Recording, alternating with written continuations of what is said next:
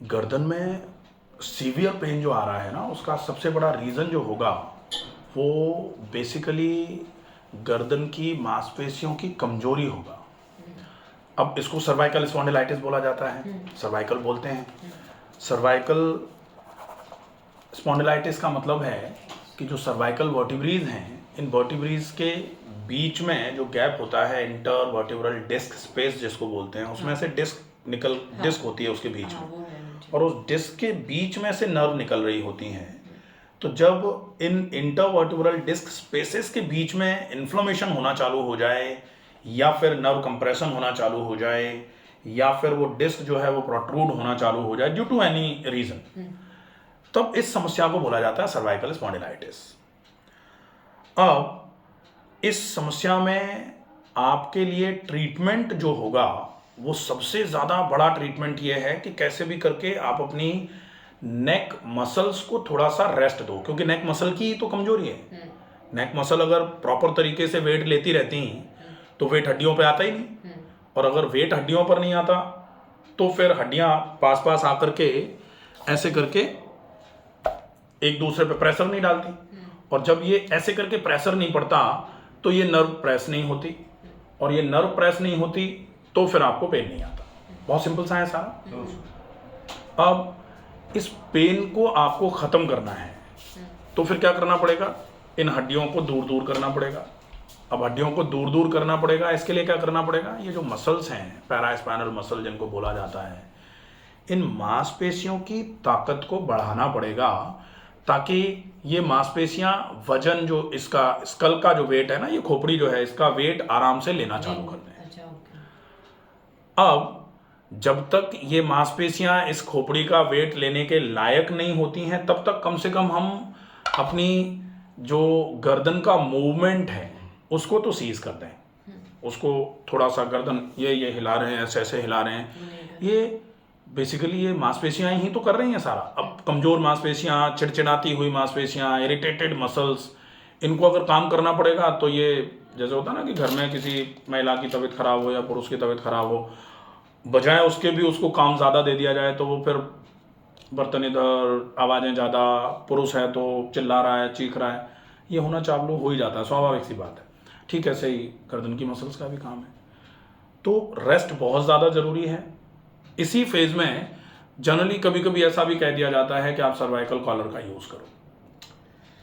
अब cervical collar का use क्या करेगा, सर्वाइकल कॉलर आप जब लगाओगे ऐसे करके, ऐसे, हाँ, तो गर्दन आप अब ऐसे करके फ्री नहीं है आपकी गर्दन, ऐसे करने के लिए भी फ्री नहीं रहेगी।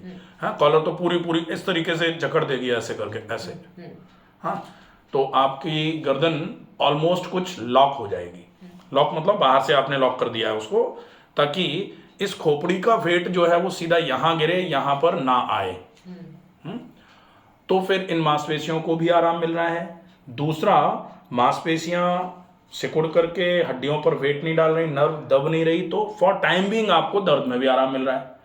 तो मांसपेशियों को रेस्ट भी मिल रहा है, दर्द में आराम भी मिल रहा है, और मांसपेशियों को रेस्ट मिल रहा है तो मांसपेशियां अपनी ताकत को बढ़ाने का काम करेंगी धीरे धीरे करके, ये हो जाएगा। अब मांसपेशियों की ताकत को बढ़ाने के लिए आप और कुछ भी कर सकते हो क्या, तो कई चीजें हैं। मांसपेशियों की ताकत को बढ़ाने के लिए आप वो एक्सरसाइज कर सकते हो जिसमें गर्दन का मूवमेंट ना हो। अब ताकत बढ़ाने के लिए जनरली मांसपेशियों की ताकत बढ़ाने के लिए ऐसे करके डंबल करते हैं, ऐसे करके डंबल करते हैं, वेट्स उठाते हैं या पुल करते हैं, तो ये मांसपेशियों की ताकत बढ़ाने के लिए करते हैं। तो एक तो ये तरीका है। दूसरा तरीका है कि आप मसल को बिना मूवमेंट पर ले बैठे मूवमेंट पर बिना ले जाए मांसपेशियों की ताकत बढ़ाओ। इसको बोला जाता है आइसोमेट्रिक स्ट्रेंथनिंग एक्सरसाइजेस। तो गर्दन की 9 एक्सरसाइजेस होती हैं।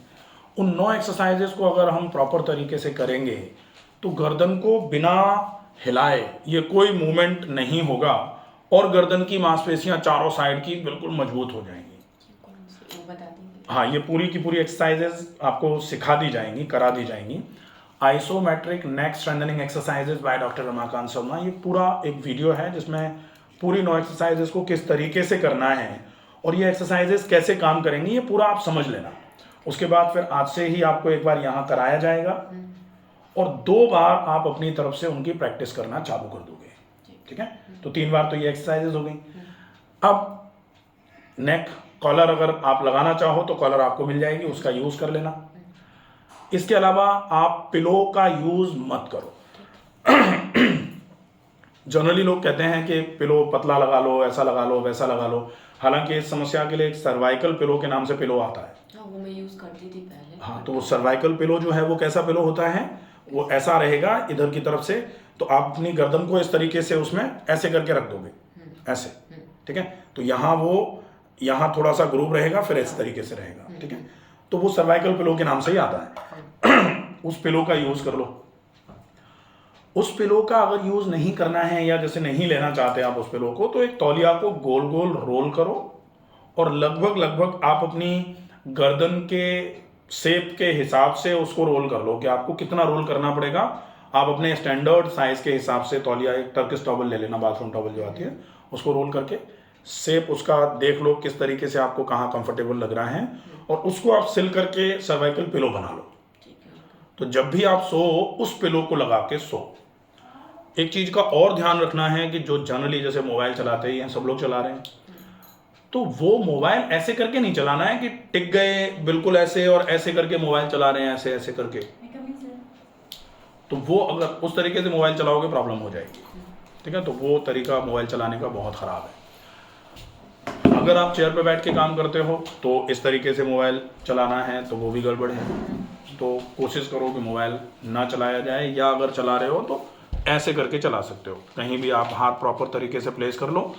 कॉलर अगर लगा के चला लोगे कुछ समय के लिए तो ज़्यादा अच्छा रहेगा और स्ट्रेन कम हो जाएगा, बढ़िया रहेगा।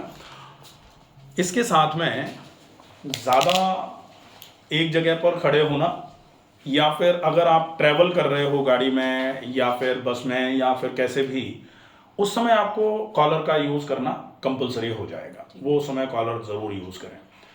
अब ये सूजन है यहाँ, ठीक है। अब ये सूजन है, इसके लिए आप क्या कर सकते हो, सूजन को कम करने के लिए, चाहे कहीं भी सूजन हो, आप गरम ठंडा सेक कर सकते हो। तो गरम पानी की थैली से 2 मिनट, ठंडे पानी के गीले कपड़े से 1 मिनट, ये 5 बार रिपीट करके टोटल 15 मिनट का ट्रीटमेंट होगा।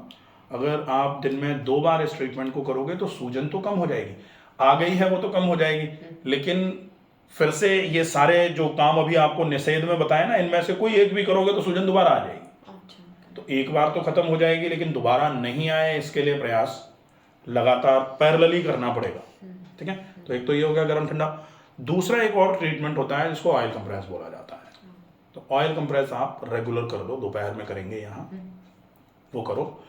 एक्सरसाइजेज कंपलसरी हैं, आप सब कुछ करते रहो, अगर एक्सरसाइज नहीं करोगे गर्दन के दर्द में आराम नहीं मिलेगा।